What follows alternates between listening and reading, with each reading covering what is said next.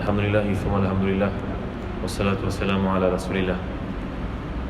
Allahumma salli wa sallim wa barik ala Muhammad wa ala ali Muhammad kama sallaita wa sallamta wa barakta ala Ibrahim wa ala ali Ibrahim fil alamin innaka Hamidum Majid. Amma ba'd. Pada malam ni kita melihat hadis-hadis tentang syafaat Nabi kita sallallahu alaihi wasallam, iaitulah sebuah hadis riwayat daripada Tirmizi, Ibn Majah dan lain. Fa innahu khayrani baina an yadkhula nisfu ummati al-jannah wa baina asy-syafa'ati fakhtartu asy-syafa'ah.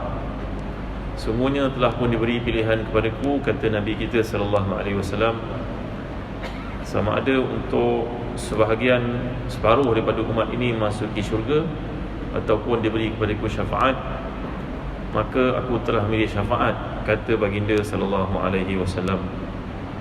Hadis ini disampaikan kepada kita oleh Auf bin Malik bahawa Nabi SAW menceritakan kemuliaan syafaat itu pada satu malam ketika baginda berhimpun bersama dengan kami.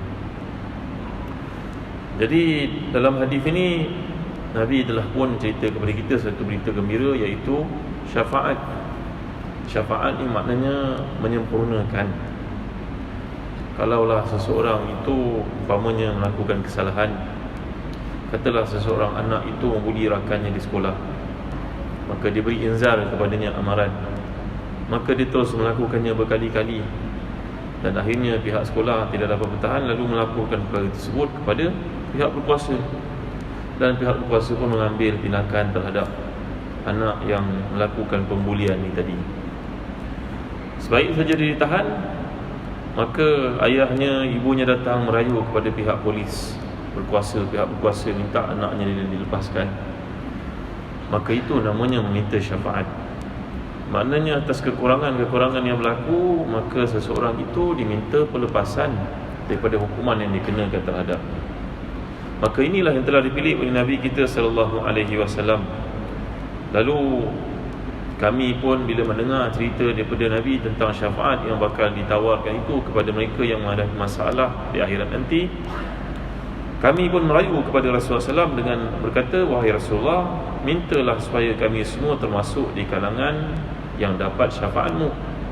Maka Nabi SAW telah pun memberikan berita gembira, memberitahu mereka bahawasanya syafaat aku adalah untuk semua Muslim yang ada dalam hati mereka iman pada Allah Subhanahu Wa Taala. Walaupun mereka ini melakukan dosa-dosa besar, tetapi mereka punya peluang mendapat keampunan di sisi Allah Subhanahu Wa Taala. Seseorang Muslim yang melakukan kesilapan itu, kata Dr. Muhammad Ratib An-Nabulisi, kalau nak diumpamakan dengan orang kafir yang zahirnya nampak baik, seumpama dua orang yang sepatutnya telah pun diperintahkan untuk menaiki kereta api menuju ke satu destinasi. Umpamanya kita semua nak bergerak ke tempat yang selamat, semua orang cerita tentang wabak penyakit, semua orang lagi tempat selamat. Dia katakan lagi lah, ke tempat namanya Kota Baru, katalah begitu arahannya. Maka si fulan ini naik kereta api, beli tiket kereta api, naik kereta api menuju ke Kota Baru, KB. Kawannya pula sedap dengan arahan, orang kata pergi KB, dia pergi ke JB pula. Dia pergi ke JB, bunyinya macam B juga, JB. Maka itulah bandingan orang yang menuju ke destinasi betul dengan orang yang tak menuju destinasi yang betul. Seorang pergi ke utara, seorang pergi ke selatan. Orang suruh pergi ke utara, dia pergi ke selatan. Walaupun zahirnya mungkinlah yang pergi ke Kota Baru ni tadi pakaiannya berlumuran dengan makanan tumpah, mungkin dia merosakkan kerusi kereta api, mungkin dia bergaduh dalam kereta api, mungkin dia buat kesalahan, dihukum, tetapi destinasinya tetap tempat yang dikehendaki untuk dia pergi. Betul, tepat. Kesalahan-kesalahan yang berlaku itu mungkin dia dihukum, tapi dia selamat sampai ke tempat yang diperintahkan. Manakala kawannya yang silap arahan, mendengar arahan itu, dia pergi ke selatan, walaupun pakaiannya bersih, dia duduk dengan tertib, dia bagi orang makan atas kereta api itu, kelakuannya bagus, tapi tidak dipandang kerana dia silap pergi destinasi, tuan-tuan. Begitulah zahirnya kelakuan orang-orang kafir yang tampak di dunia ni, kadang-kadang berkelakuan baik, perangainya, sikapnya, dermanya, Kita pada hari ini berderma mengikut kemampuan yang ada. Tapi orang kafir berderma membuat sekolah. Bukan murah-murah sekolah. Ya, tuan-tuan dimuliakan Allah sekalian. Ketika kita sibuk mengumpulkan derma untuk membantu masa tsunami lebih 10 tahun lalu, Jepun menghantar berapa ratus juta untuk bantu penduduk Indonesia yang kena bencana tsunami. Tapi semua itu tidak dipandang oleh Allah untuk mereka di akhirat. Tidak dinilai di sisi Allah SWT. Kerana pernah ditanya kepada Rasulullah SAW oleh isterinya Aisyah radhiyallahu anha, "Wahai Rasulullah, dahulu di Mekah ada seorang tokoh yang terkemuka di kalangan orang-orang musyrikin, namanya Abdullah bin Jud'an. Beliau ini seorang dermawan. Dia banyak membantu orang, mengahwinkan orang bujang, memberi makan kepada orang susah. Bahkan dia membina R&R untuk kemudahan peniaga-peniaga yang melalui perjalanan jauh dari Mekah menuju ke negara Syam. Berapa ribu batu itu disediakan tempat mandi, tempat rehat, free. Bagaimana kedudukannya di sisi Allah, wahai Rasulullah?" Rasulullah menjawab, "Wa ma yantiqu 'anil hawa in huwa illa wahyu yuha." Rasulullah tidak berkata melainkan wahyu daripada Tuhannya. Rasulullah menjawab, semuanya dimasukkan ke neraka Allah. Kenapa? Kerana dia tidak pernah satu hari pun terfikir apakah dia nak mendapatkan ampunan daripada Allah. Innahu lam yaqul yawman rabbi ighfir li khati'ati yawmaddin. Dia tidak pernah pun terlintas dalam hatinya rasa bersalah, rasa adanya Tuhan yang menghukum dia, dan patut dia merasa kesalahan terhadap apa yang dia buat. Tak pernah merasakan sedemikian. Ya, ini merupakan fitratullah, tuan-tuan. Fitrah yang Allah jadikan dalam diri manusia untuk mengikuti kebaikan, mengetahui kebenaran, untuk mengikutinya. Maka inilah dia beza di antara orang kafir dengan orang mukmin, Muslim. Dan syarat kepada Islam itu ada beberapa perkara yang para ulama letakkan. Nombor satu, mestilah dengan ilmu. Nombor dua, dengan yakin. Nombor tiga, dengan kabul. Nombor empat, dengan ikhlas. Nombor lima, dengan mahabbah. Ini antara syarat-syarat kalimah tauhid yang ada dalam diri itu berguna untuk seseorang. Ilmu berarti kena belajar. Belajar sifat 20 umpamanya, mengetahui, memahami. Kemudian sebab ilmu kena yakin. Yakin bahawa segala ketetapan Allah ini ada baiknya. Kita merasa yakin segala yang Allah tetapkan zahir nampak pada kita buruk, tapi semuanya ada kebaikan, ada hikmah. Itu namanya yakin. Yang ketiga, kabul. Kabul maknanya kita buat benda itu dengan penuh kesungguhan, bukan dipaksa-paksa.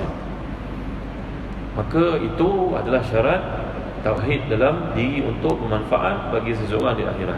Lagi ikhlas. Ikhlas maknanya apa? Ikhlas kita beriman kepada Allah SWT. Tak mahu jadi macam segelintir manusia yang berkahwin, masuk Islam kerana nak berkahwin. Dia pun tidak faham apa Islam itu. Oleh kerana syarat nak berkahwin dengan perempuan Melayu ini mesti masuk Islam, masuk Islam. Dia dengan Islam tak nampak langsung kesamaannya. Maka orang seperti ini kita memang tak manfaat kalimah tauhid itu untuknya di akhirat. Walaupun zahirnya muamalah kita dengan mereka adalah sebagai Muslim. Lagi mahabbah, cinta, sayang kepada Allah Subhanahu Wa Taala. Walaupun kita ni banyak melakukan dosa-dosa, tapi kita yakin bahawa Allah itu Maha Pengampun lagi Maha Penyayang. Jadi tuan-tuan dan hadirin dikasihi sekalian, hadis ini diriwayatkan oleh Imam Tirmizi, Ibn Majah, untuk kita memahami bab syafaat Rasulullah sallallahu alaihi wasallam. Jadi syafaat ini dalam bahasa Arab diambil maksudnya adalah penggenapan, melengkapkan. Dia lawan kepada al-witr. Kerana itu kita baca dalam surah Al-Fajr, Bismillahirrahmanirrahim, wal fajr wal layalin ashr wasyaf'i wal watr. Allah bersumpah dengan benda yang genap dan benda yang ganjil. Kata Al-Imam As-Sawi dalam Hasyiatus Sawi Alal Jalain bahawa syafa'ah ni berarti benda yang genap. Lelaki lawannya perempuan, tinggi lawannya rendah, hitam lawannya putih, perempuan lawan lelaki, besar kecil, susah senang. Makhluk Allah ni semua pasang-pasang. Sehingga zat yang paling kecil, neutron, elektron, itu pun ada proton, ada elektronnya, negatif, positif charge-nya. Begitu Allah menjadikan makhluknya berpasang-pasang, membezakan daripada sifatnya yang esa, iaitu Al-Wahidul Ahad, Al-Witru. Allah itu bersifat dengan sifat esa, tak ada pasangan baginya. Jadi penggenapan berarti membantu seseorang apabila dia mengalami sebarang kekurangan. Ibn Manzur dalam kitabnya Lisanul Arab berkata, syafaat adalah perkataan seorang kepada raja untuk minta hajat bagi orang lain, minta kepada pihak yang tinggi oleh kita untuk kemudahan orang lain. Contohnya, orang itu nak mohon dapat permit, contohnya meneroka tanah, kita ni punya hubungan yang baik dengan pihak berkuasa, maka kita menjadi pemberi syafaat. Jumpa dengan pihak berkuasa, minta bantuan, fulan ni orang baik, dia orang masjid, dia ada wang, dia nak meneroka tempat ini, saya menjadi pemberi syafaat untuknya, memperkenalkannya, memberi laluan kepadanya, menyokongnya. Itu maksudnya tuan-tuan yang mulia Allah sekalian. Jadi sewaktu kita dibicarakan pada hari pembalasan nanti, yang menjadi hakim kepada semuanya adalah Allah Subhanahu Wa Taala. Jadi maka hanya hamba-hamba yang sangat dekat dengan Allah saja yang mampu memberikan penghormatan kepada orang lain dengan izin daripada Allah Subhanahu Wa Taala. Jadi rukun beri syafaat ni ada dua. Yang pertama syafi', yang kedua masyru'. Kalau dalam kes buli yang diberikan di awal tadi, budak ini yang membuli kawannya telah diberi inzar oleh gurunya banyak kali. Bapak budak yang kena buli ni pun panggil dia, cakap jangan buli anak pakcik, dia buli juga. Lebih 10 kali dia bagi peringatan. Akhirnya pihak sekolah pun tak boleh bertahan, report kes kepada polis. Maka yang buli ini ditangkap, mungkin di lock up. Maka ayah pembuli ini datang jumpa dengan polis. Polis cakap, saya tak boleh lepaskan, kena jumpa dengan keluarga budak yang kena buli ni. Kalau dia lepaskan, kami boleh lepaskan. Kalau dia tak ada tanda tangan, kami tak boleh buat apa-apa. Maka di situ tuan-tuan dimulai Allah sekalian, berarti yang beri syafaat itu adalah bapa yang kena buli itu. Nampak? Pembuli itu dipanggil yang diberi syafaat. Maka mungkin yang memberi syafaat itu berkata kepada ayahanda pembuli itu, sebenarnya saya dah cakap pada anak tuan ni, tapi dia tetap buli anak saya. Banyak kali saya cakap, tapi oleh kerana saya kesian tengok tuan orang masjid macam saya juga, janggut putih, rambut putih, nampak baik wajah tuan ni. Saya memang nak anak tuan yang kena hukuman supaya dia sedar. Mungkin dia balik rumah dia tak dapat peringatan daripada tuan, mungkin tuan tak mampu nak didik dia, baik dia lock up. Tapi saya kesian tengok tuan, tak apalah, lepas dah. Saya kesian kat tuan sebenarnya. Kalau tengok dia memang saya tak tergamak nak lepaskan dia, sebab banyak kali diingatkan. Contoh, maka ini adalah peristiwa di akhirat nanti. Ya, maka Allah Subhanahu Wa Taala akan mengizinkan kepada pemberi syafaat itu untuk melepaskan yang mengalami hukuman, walaupun Allah Subhanahu Wa Taala murka kepada dia. Tingginya kedudukan pemberi syafaat itu iaitu Nabi kita sallallahu alaihi wasallam. Maka keyakinan adanya syafaat itu merupakan akidah yang menjadi pegangan Ahlus Sunnah wal Jamaah. Al-Qadhi Iyad Al-Maliki berkata, banyak asar dan hadis yang keseluruhannya mencapai darjat mutawatir menunjukkan adanya syafaat bagi orang yang pendosa di akhirat. Dan ini telah menjadi ijma' di kalangan Ahlus Sunnah daripada kalangan salaf dan juga khalaf sampai ke hari ini. Qadhi Iyad juga menjelaskan seolongan manusia daripada puak Mu'tazilah dan Khawarij menolak adanya syafaat. Mereka berhujah dengan beberapa ayat Quran yang kesemuanya jika diperhatikan dengan teliti berkaitan dengan orang-orang kafir sebenarnya. Jadi puak Mu'tazilah dan juga Khawarij ini tersilap. Dilihat ayat itu tidak menunjukkan syafaat, maka itu merujuk pada syafaat untuk orang kafir yang tidak laku sebenarnya, bukan syafaat pendosa di kalangan orang-orang beriman. Ya. Maka ayat-ayat tidak boleh dikenakan terhadap orang beriman yang melakukan dosa yang dimasukkan ke neraka, kerana banyak hadis-hadis Nabi yang mutawatir menjelaskan syafaat dapat menyelamatkan mereka dengan izin Allah. Tambahan pula, jika kita perhatikan syafaat itu sebenarnya tidak lain merupakan salah satu kewujudan sifat rahmat Allah kepada seluruh hamba-hambanya. Rahmat ini diperlihatkan melalui hamba-hamba pilihannya untuk menampilkan kelebihan mereka kepada semua manusia. Jadi inilah keuntungan jadi orang beriman, tuan-tuan dimuliakan Allah sekalian. Kerana seumpama yang kita gambarkan tadi, mungkin dia melakukan kesilapan. Umpamanya orang menaiki kereta api menuju ke kota baru, destinasi selamat ialah di utara, dia naik pergi ke utara, cuma dalam perjalanan itu dia melakukan kesalahan. Mungkin dia pukul orang, Mungkin dia tumpahkan minuman ke baju dia sendiri, pakaiannya kotor.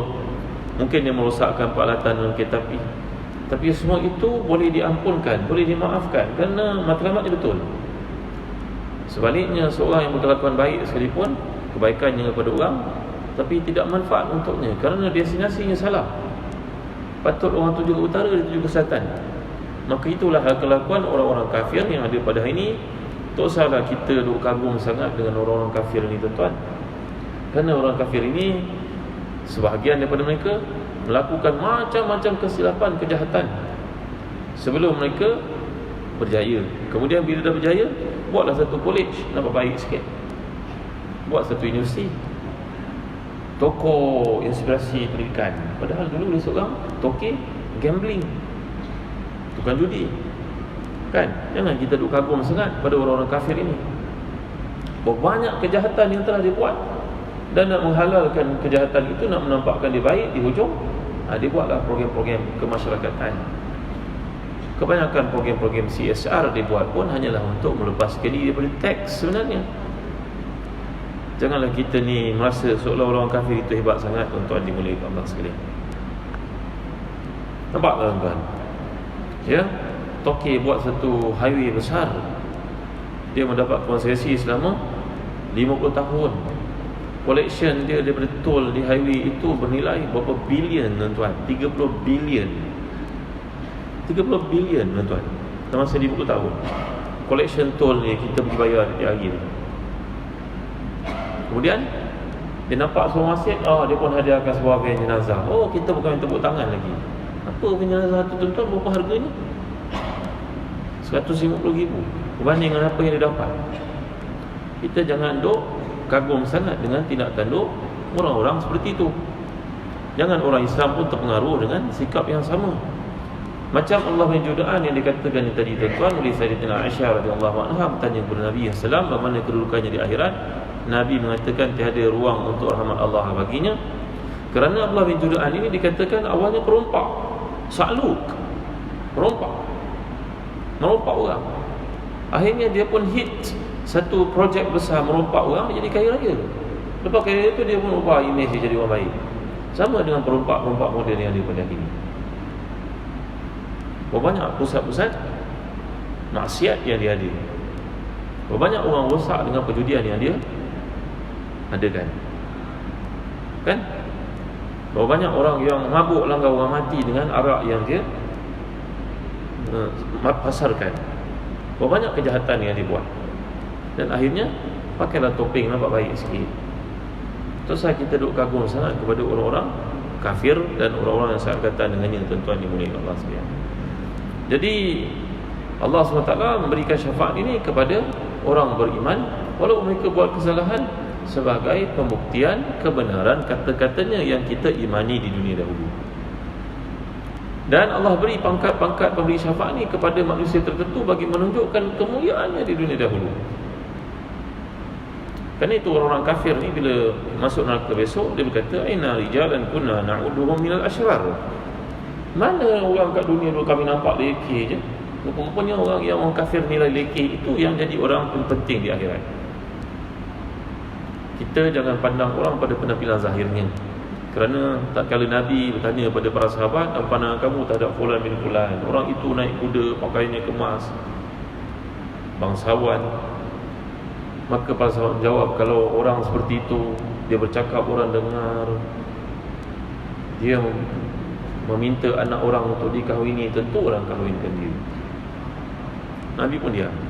Kejap lagi muncul seorang manusia yang serba sederhana, pakaiannya lebih kurang sederhana, kenderaan pun mungkinlah seekor bagal tua saja, keldai tua saja, zahirnya nampak serba sederhana, tak nampak mewah seperti yang mula-mula tadi. Maka Nabi bertanya, macam mana pula pandangan kamu terhadap yang kedua?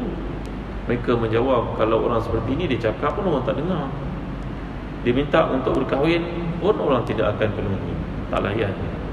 Maka akhirnya Rasulullah SAW membuat rumusan, mengatakan kepada mereka, sebenarnya yang kedua yang kamu pandang remeh itu, kalau yang pertama tu sebanyak dunia sekalipun bilangan orang sepertinya, tak sama dengan seorang yang kedua yang kamu pandang sederhana ini. Kerana kacamata Allah beza daripada kacamata manusia. Kacamata manusia ni menilai pada benda yang nampak gah, tapi hati kita tidak tahu. Allah mengetahui hati sanubari orang. Maka yang hatinya ikhlas itu dinilai oleh Allah lebih daripada zahirnya nampak menawan itu. Baik, antara hamba-hamba pilihan Allah untuk memberi syafaat ini adalah baginda Nabi SAW sendiri. Dan baginda memiliki pangkat yang paling besar dalam syafaat, namanya Asy-Syafa'atul Uzma. Maka baginda mendapat pangkat itu, Syafa'atul Uzma, yang kita doakan dalam azan, namanya wa ba'athu maqaman mahmud alladhi wa'adta. Maqam mahmud, ini maqam syafaat yang paling tinggi sekali. Syafaat ni ada macam-macam jenis. Dari sebuah hadis riwayat Bukhari dan Muslim daripada Jabir bin Abdullah radhiyallahu anhu, Nabi sallallahu alaihi wasallam sabda, "Utitu khamsan lam yu'tahunna ahadun qabli wa utitu syafa'ah." Aku diberi 5 keutamaan yang tidak diberi kepada sesiapa pun di kalangan Nabi-Nabi sebelumku. Satu daripada yang Nabi nyatakan adalah Asy-Syafa'atul Uzma, syafaat yang agung, yang paling agung, tuan-tuan yang boleh Allah sekalian. Hadis ini tidaklah maksud bahawa hanya syafaat itu dimiliki oleh Nabi sahaja, tidak dimiliki oleh Nabi-Nabi lain. Tetapi yang dimaksudkan oleh hadis ini adalah Asy-Syafa'atul Uzma, syafaat yang paling agung yang hanya eksklusif untuk Nabi kita sallallahu alaihi wasallam sahaja. Begitu luas dan hebatnya syafaat ini sehingga meliputi semua makhluk. Iaitulah kita membaca dalam hadis-hadis bahawa ketika manusia semua bangkit di akhirat nanti, mereka bangkit dalam keadaan telanjang bulat, tak pakai apa-apa, haus yang amat sangat. Mereka di halau beramai-ramai oleh malaikat menuju ke mahsyar. Dan sebelum pergi ke mahsyar itu, mereka akan melihat telaga Rasulullah yang namanya Kautsar itu. Dan dalam hadis mengatakan, innan nasa yasiruna yawmal qiyamati juthan kullu ummatin tatba'u nabiyyaha yaqulun ya fulan isfa' hatta tantahi syafa'atu ila nabi fadzalika yawm yab'athuhu Allahul maqamal mahmud. Pada hari kebangkitan semua manusia berlutut, setiap mereka mengikuti nabi masing-masing dan berkata, wahai Nabi Allah, berilah syafaat kepada kami, tolonglah kami. Nabi itu menolak sehingga akhirnya mereka terpaksa datang kepada Rasulullah sallallahu alaihi wasallam. Ini yang kita pelajari dalam hadis-hadis sahih. Manusia datang bertemu Nabi Adam, maka Nabi Adam menolak untuk membantu dengan berkata, aku pun tak tahu nasib aku bagaimana pada hari ini, kerana aku pernah melanggar perintah Allah memakan dari pokok yang dilarang itu. Mereka pun pergi pada Nabi Nuh. Nabi Nuh menjawab jawapan yang sama, aku pun tak tahu nasib aku bagaimana. Aku pun pernah melakukan kesalahan, iaitu ketika berlaku banjir besar itu, aku telah pun meminta kepada Allah menyelamatkan puteraku, padahal dia ahli neraka. Aku takut ini menjadi sebab kemurkaan Allah pada aku. Mereka pergi pada Nabi Ibrahim. Nabi Ibrahim AS pun tidak memberi syafaat. Pergi pada Nabi Musa. Nabi Musa mengatakan, aku dulu pernah membunuh seseorang, aku takut bagaimana kedudukanku pada hari ini. Mereka bertemu dengan Nabi Isa. Nabi Isa pun tidak menjamin beri bantuan kepada mereka. Akhirnya mereka terpaksa pergi kepada Nabi kita Muhammad sallallahu alaihi wasallam.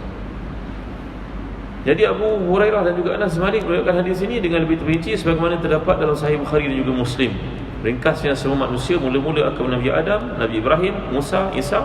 Namun semua Nabi itu tidak berani memberikan syafaat untuk mereka. Akhirnya manusia menemui Nabi Muhammad sallallahu alaihi wasallam dan baginda segera bersujud di bawah arasy Allah memujinya dengan berbagai pujian yang telah diwahyukan kepada baginda. Beberapa lama kemudian Allah berfirman kepada kasihnya, wahai Muhammad sallallahu alaihi wasallam, angkatlah kepadamu, mintalah maka akan diberi, berikanlah syafaat maka syafaatmu diterima. Pada masa itu Nabi memohon supaya Allah memulakan hisab. Tuan-tuan dimuliakan Allah sekalian, kita ni kalau pergi JPN pagi-pagi, buka pukul 8, pukul 7 kita dah pergi. Takut tak dapat nak ambil pasport dan sebagainya. Duduk pukul 7 tu tengok dah ramai dah orang datang. Ingat kita yang pertama. Gitu juga pergi hospital kan. Appointment pukul 8, pergi pukul 7. Sampai pukul 7 tak sempat minum. Tiba ke hospital, Allah, tak ada tempat duduk, penuh orang. Sepatutnya mula pukul 8. Pukul 8 kaunter tak buka lagi. Mula kita nak mengamuk betul tak tuan? Apa ni? Kata negara maju, kaunter pun tak buka pukul 8. Tiba-tiba datang pegawai maklumkan, sistem down hari ni, tak boleh, kena buat manual. Betul tak? Langit dah sini. Ke akhirat tuan-tuan, tak ada seorang yang berani bercakap. Ke akhirat kita tak ada appointment apa-apa. Kita tak ada nak cakap pada malaikat, cepat sikit, ada kerja lain lepas ni. Boleh cakap macam tu tuan. Yauma yaqumu ruhu wal malaikatu saffa la yatakallamuna illa man azina lahu rahmanu wa qala sawaba. Itu semua orang terdiam, bingung. Ya, ada kalanya matahari berada sejengkal di atas kepala atau satu batu di atas kepala, sampai perlu menenggelami orang itu. Imam Ghazali kata kalau orang itu di dunia banyak kerja Islam ni, korbannya dia hadir berpeluh-peluh dia. Tengok tuan-tuan pergi korbannya, korban lembu Raya Idul Adha itu berpeluh-peluh dia, dah darah badannya. Orang yang keluar peluhnya untuk Islam masa kat dunia, ke akhirat besok peluh tu tak keluar lagi tuan-tuan. Tapi orang yang sentiasa mengelakkan diri untuk berkhidmat untuk agama Allah kat dunia ni, dia itu ke akhirat besok ditenggelami oleh peluh. Ada kalanya matahari berada sejengkal atas kepala, habis tenggelam orang peluh. Ada kalanya gelap malam, maka si kafir minta daripada orang-orang beriman untuk dapat cahaya. Itu sebab kita diajar berdoa, Rabbana atina lana nurana waghfir lana innaka ala kulli syai'in qadir. Sempurnakan nur kami. Kerana akhirat itu duduk beribu-ribu tahun tuan-tuan. Maka mereka menunggu, menanti, kebingungan apa berlaku ni, apa nak buat ni. Seorang pun tak ni bercakap. Malaikat-malaikat pun takut. Maka tak kala suasana seperti itulah Nabi hadir ke bawah arasy Allah, bersujud memuji Allah dengan selayaknya, lalu minta kepada Allah dimulakan hisab. Baru Allah mulakan hisab. Itu namanya syafaatul uzma. Ya, jadi tuan-tuan dan hati, demikianlah syafaat terbesar yang dimiliki oleh baginda sallallahu alaihi wasallam. Namun selain syafaat ini, baginda terus diizinkan untuk beri syafaat, menolong umatnya yang memerlukan bantuan. Dalam hadis Bukhari daripada Abu Hurairah radhiyallahu anhu, baginda bersabda, "Likulli nabiyyin da'watun yad'u biha wa uridu an akhtabi'a da'wati syafa'atan li ummati fil akhirah." Semua nabi memiliki kelebihan berdoa dan Allah makbulkan, termasuk aku. Tetapi aku pohon kepada Allah supaya kemakbulan doa itu berlaku untuk umatku, agar aku bagi syafaat mereka di akhirat nanti. Allah kasih yang nabi kepada kita tuan-tuan ni. Subhanallah, masya-Allah, tabaraka taala. Allahu akbar. Doa aku simpan untuk umatku di akhirat nanti. Baik. Syafaat ini diperlukan kerana Nabi SAW memiliki bilangan umat yang paling ramai dibandingkan dengan nabi-nabi yang terdahulu. Dan tidak semua orang daripada umat baginda yang mencapai kesempurnaan amal. Ramai antara mereka yang terjatuh dalam lembah maksiat, terutamanya kerana mengikut dorongan hawa nafsu. Alangkah ramainya orang seperti ini, hatinya baik, tapi dia tak boleh nak kawal nafsu dia. Masjid dia datang, dia boleh jadi imam. Sekarang dia pergi kenduri kan, dia pun boleh berkaraoke dengan orang kan, tuan-tuan. Hebat tu. Hebat tak hebat kan? Dia faham muamalat semua, tapi masuk juga skim riba. Dia tak boleh nak tahan lagi dia. Kan tuan-tuan? Dan macam-macam lagi maksiat dilakukan oleh orang Islam. Tetapi orang-orang seperti ini kita kena selalu bagi pada mereka semangat, motivasi. Kerana tiada siapa pun yang perfect. Tiada siapa pun yang sempurna. Jadi orang yang beriman mengetahui adanya keampunan untuk dia di akhirat. Ada seorang ulama bercerita di Madinah tuan-tuan. Ada seorang anak orang kaya di Saudi. Adik-adiknya semua perempuan, dia seorang je lelaki. Maka ayahnya menghantar dia belajar di Amerika untuk belajar bisnes. Nanti kau balik, nanti kau ambillah perniagaan ayah ni. Abang-abang ipar kamu semua pun bagus-bagus semua, tapi anak kau yang ketua. Dia pergi ke Amerika, jauh daripada ayah ibunya, dan diberi segala kekayaan, kemewahan, dia pun tergelincir buat maksiat, tuan-tuan. Lama kelamaan dia berkedudukanlah dengan seorang budak perempuan Arab macam dia juga, tapi Arab Kristian dari Lebanon. Ini cerita betul. Maka lama kelamaan rapat dengan budak perempuan ni, akhir duduk selumbung laksana suami isteri. Perempuan itu berkata kepadanya, Muhammad, tukar namamu jadi Edward. Aku tak suka nama Muhammad kerana aku Kristian. Maka Muhammad ini pun menukar namanya jadi Edward. Duduklah satu tempoh bersama perempuan itu di rumah mewah yang bapaknya sewakan. Bapaknya pun tak tahu kat Saudi. Sehingga lama kelamaan dia rasa bersalah dalam hati dia. Doa mak daripada Mekah, daripada Madinah, daripada Saudi ni akhirnya membekas dalam hatinya. Dia rasa bersalah. Dah lama tak sembahyang aku ni, macam mana nak jawab pada ayah mak. Satu malam dia bangun sembahyang. Budak perempuan yang duduk serumah dengannya ini, tak berkahwin ni, Kristian ni, tengok dia sembahyang, maka budak perempuan ini pun marah kepada dia. Malam itu juga budak perempuan yang meninggalkan dia, bawa kereta hilang malam ke-8 malam. Dia duduk seorang-seorang termangu-mangu. Tak apalah, aku hilang dia, jangan aku hilang agama, kata Muhammad dalam hati.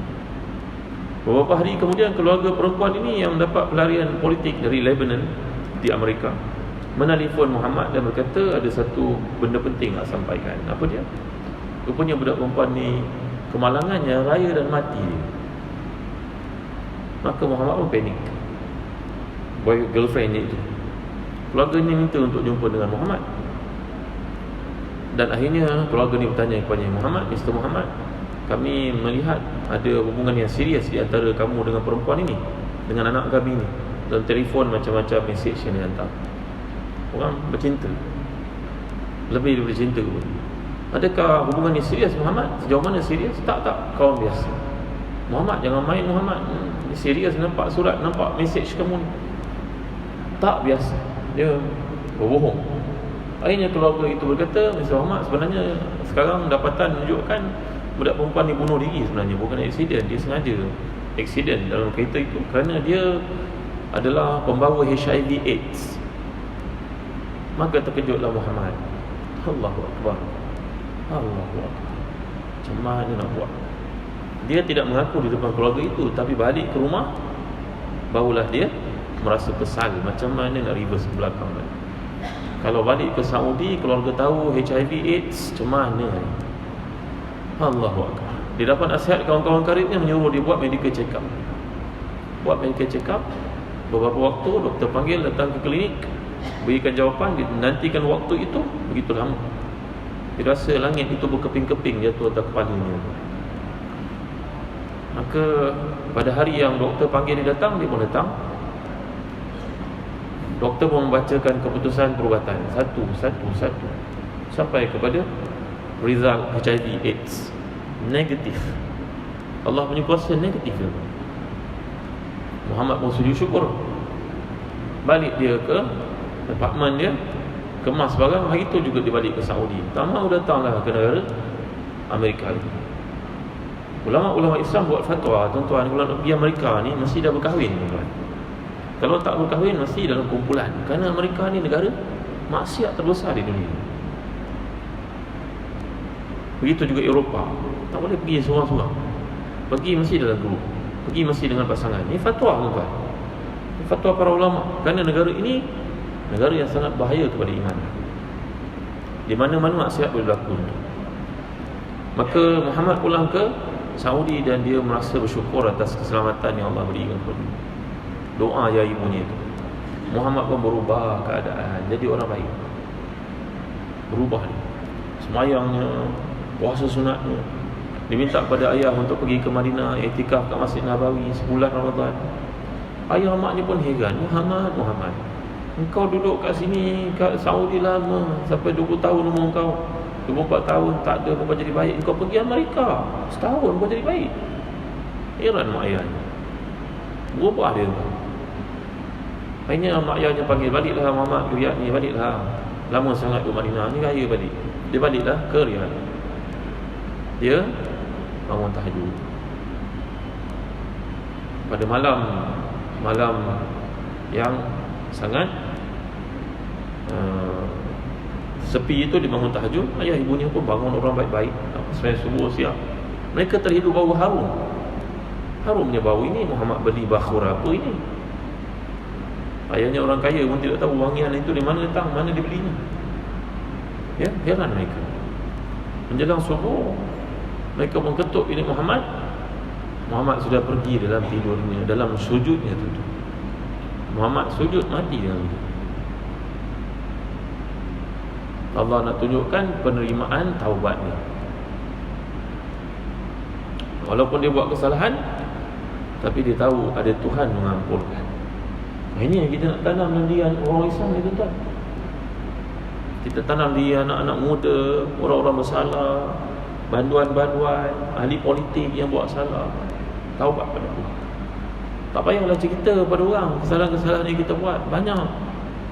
Kita bukan agama Kristian. Para ulama ni buat fatwa. Katalah seorang itu doktor, dia belajar di mana-mana tempat dalam dunia, gagal. Dia pun buat sertifikat tipu, palsu. Dia balik, dia endorsekan, dia pun bekerja sebagai doktor. Akhirnya dia ada klinik sendiri dan sebagainya. Kita tak masuk dengan siapa. Itu juga orang ahli politik, dia menipu orang.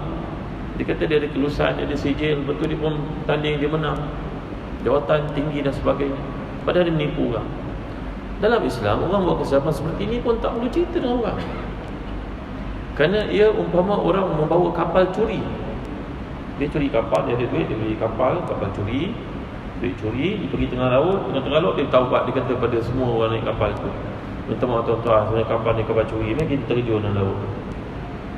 Tak boleh macam tu. Hukum fiqah ni bukan macam tu. Walaupun kau buat kesalahan, kesalahan tu kau dengan Allah, kau tak boleh cerita dengan orang. Sebagaimana kau tak boleh cerita dengan orang, dan aku yang tahu pun tak perlu cerita tentang hal kau pada orang lain. Itu Islam ajar kita, tutup aib orang, tuan-tuan. Maka Muhammad ini, dia melakukan kesalahan, dia bertaubat kepada Allah dalam diam, tapi dia tulis nota dalam diary ni. Kesalahan dia buat itu, andai dia mati, maka minta pada ibu yang baca nota ini maafkan dia. Maka ibunya yang baca. Patutlah Muhammad ini berubah, kerana dia salah. Tapi dia tahu dia memiliki Tuhan yang mempunyai rahmat meluasi segala. Jadi perginya Muhammad itu dalam sujud tahajudnya. Ya Tuhan nafsul mutmainnah, irji'i ila rabbiki radiyatan mardiyah, fadkhuli fi ibadi wadkhuli jannati. Wahai hamba-hambaku yang melakukan kesalahan, pulanglah kepada Tuhan. Allah ampunkan kamu. Yang penting dalam hati kita masih ada rasa bersalah. Jadi syafaat ini diberikan kepada orang yang memiliki tauhid dalam hatinya. Dia buat kesalahan, tapi dia tahu dia salah. Dia tahu Allah akan ampunkan dia kalau dia bersungguh-sungguh dalam memohon keampunan. Jangan cerita dengan orang. Tak perlu cerita dengan orang kesalahan-kesalahan yang kita buat. Itu namanya al-mujaharah bisu. Ya, iaitu menceritakan aib-aib yang kita buat. Ini diharamkan oleh Islam. Baik. Syafaat ini diperlukan kerana Nabi memiliki bilangan umat paling ramai. Al-Imam Al-Hakim meriwayatkan bahawa Nabi bersabda, "Uritu ma yalqa ummati min ba'di min saf'i ba'dihim dima'a ba'd, wa sabaqa zalika min Allah kama sabaqa fil umami qablahum. Fasa'altuhu an yuwalliyani syafa'ata yaumil qiyamah fihim fafa'al."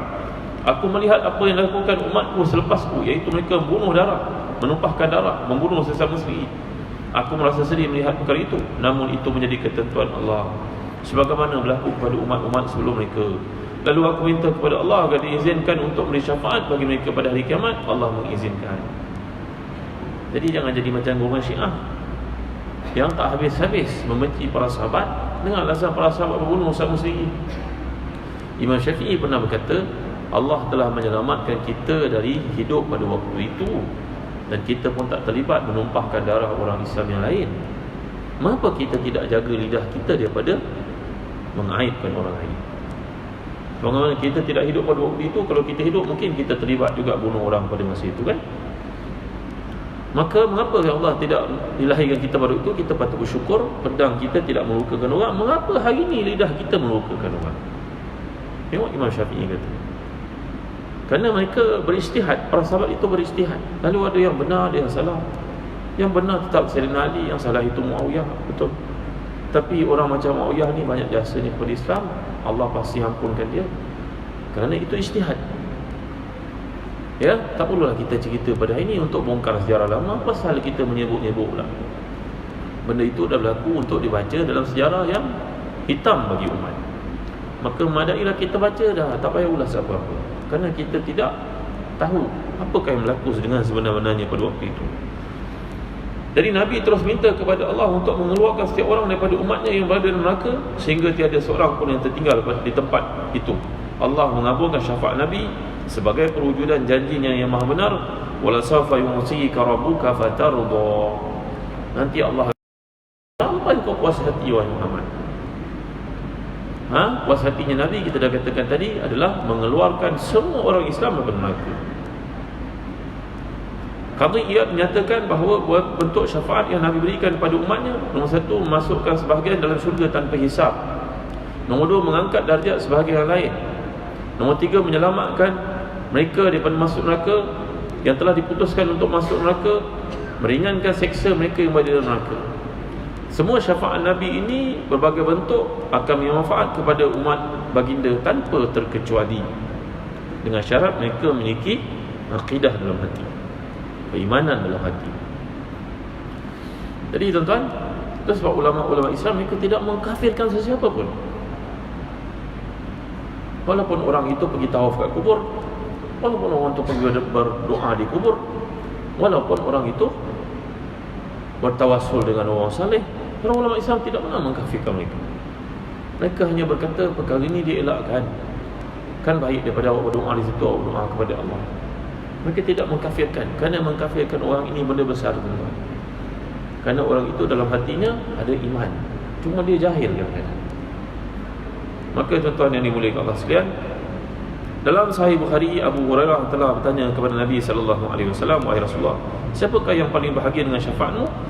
Maka Nabi pun menjawab, laqad zanatu ya Abu Hurairah alla yas'alani an hadzal hadis ahadun awwalu minka lima ra'aitu min hirsika 'ala al-hadis as'adun nasi bi syafaati yaumil qiyamah man qala ilaha illallah khalisan min qalbihi aw nafsihi.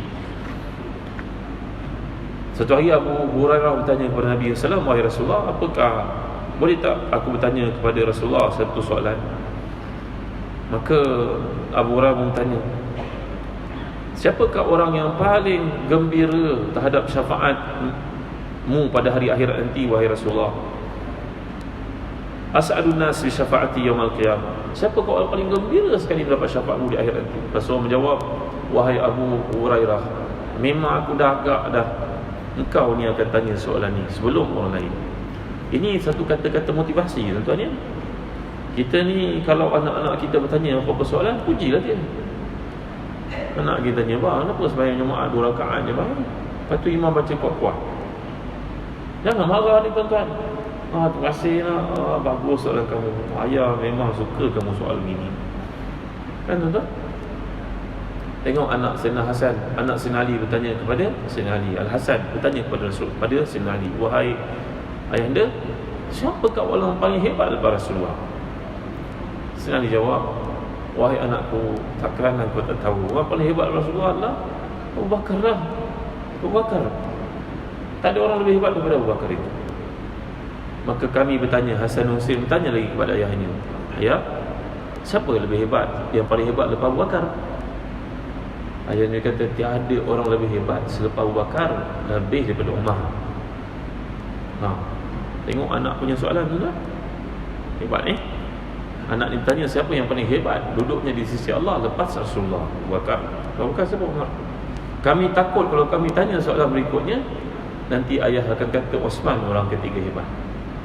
Kami nak ayah nombor 3. Ni anaknya hebat tuan, Hasan Husain. Maka Hasan Husain berkata kepada ayahnya, kalau gitu ayah nombor 3 kot.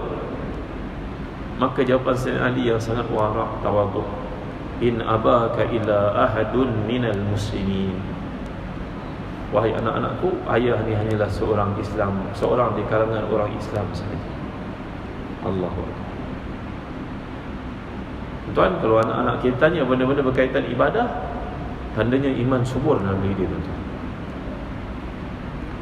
Tapi kalau dia tanya kepada kita banyak perkara-perkara keduniaan, kita bimbang yang mencorakkan pemikiran keduniaan itulah diri kita sebenarnya.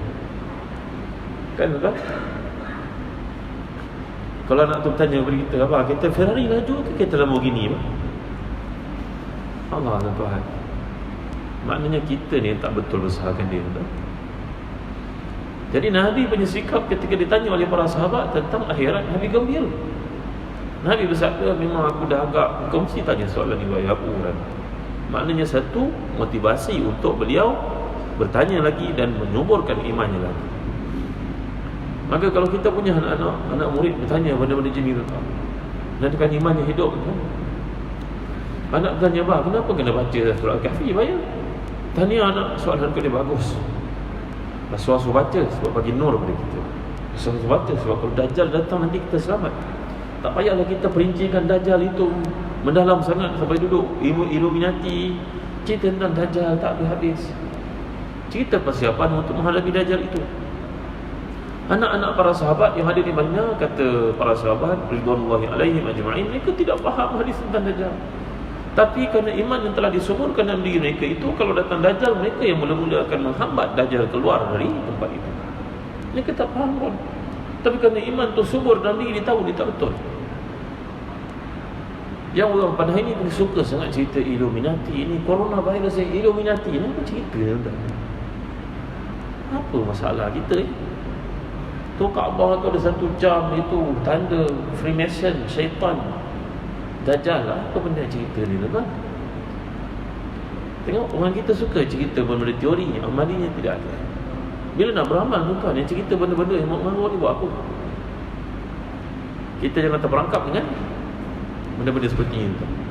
Akhirnya setelah kita mengetahui hakikat ini, sepatutnya setiap muslim merasa diri mereka yang banyak melakukan dosa dan semua kita berdosa, sepatutnya mengharapkan bantuan dan syafaat Nabi.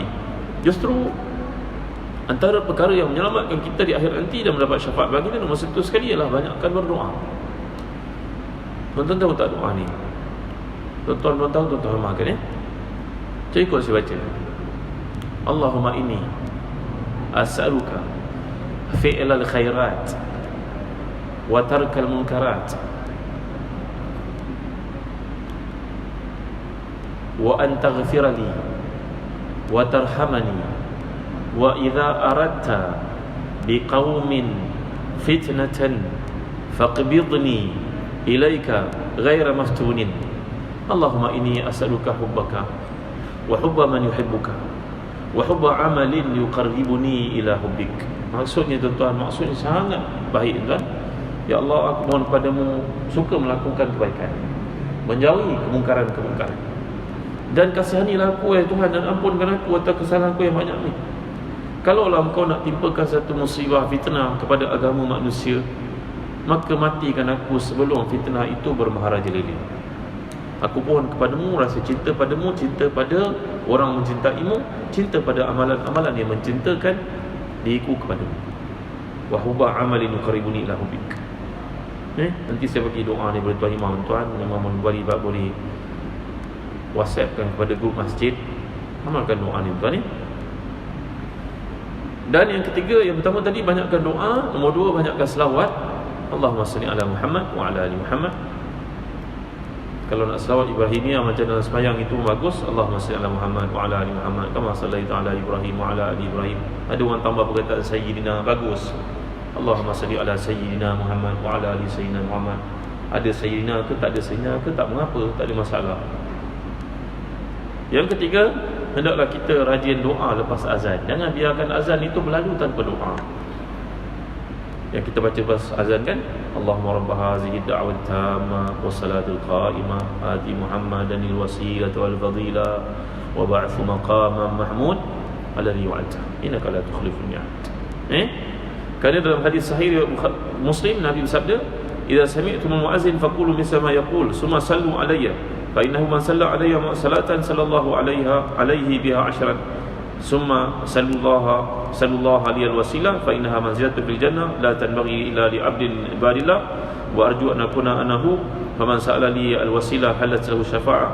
Kalau kamu mendengar solat azan, maka ucapkanlah sepertinya jawapannya. Lalu kemudian bersawat kepadaku, siapa yang bersawat ke atasku sekali, maka Allah sawat atasnya 10 kali. Kemudian mintalah wasilah untukku satu tempat di syurga yang tidak patut didiami melainkan seorang hamba Allah saja, dan aku berharap akulah orangnya. Siapa yang minta wasilah untukku, dia pasti mendapat syafaatku. Jadi kita belajar ada 3 kaedah untuk dapat syafaat Nabi. Satu, doa. Nombor 2, selawat. Nombor 3, jangan lupa doa khusus lepas azan itu. Jadi ini antara cara-cara untuk mendapat syafaat Nabi. Wallahu a'lam. Sallallahu ala sayyidina Muhammad wa ala alihi wa sahbihi wa sallam. Alhamdulillahirabbil alamin. Assalamualaikum warahmatullahi wabarakatuh.